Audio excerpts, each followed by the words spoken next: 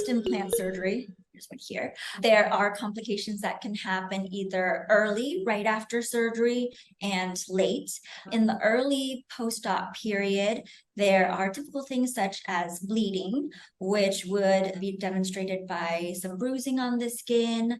Possibly if there is a lot of blood, one side would be larger than the other, very swollen. This is a surgical emergency and should go back to your doctor to check that out. Other possible complications include infection, which would manifest as redness of the skin.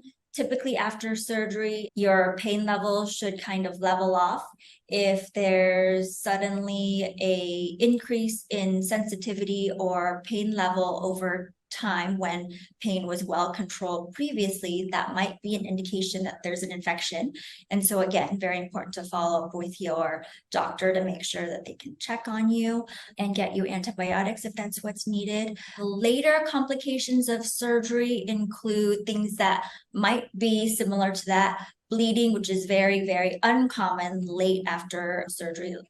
But if there was trauma to the area and there was bleeding, or again, more common than that would be trauma to the implant and rupture of the implant, leading to distortion of the breast shape on one side versus the other. And the dreaded complication of breast implant surgery includes capsular contracture.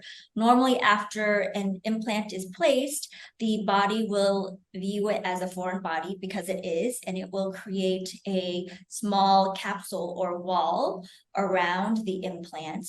And typically you want that capsule to be very, very thin and mobile so that the implant can move gently within that capsule.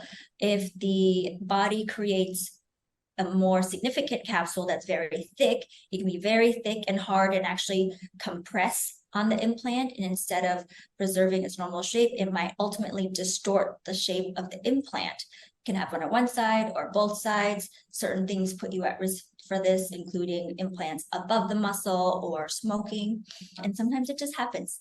But that's why it's very important to follow up with your breast surgeon at regular intervals in order to make sure that everything is good.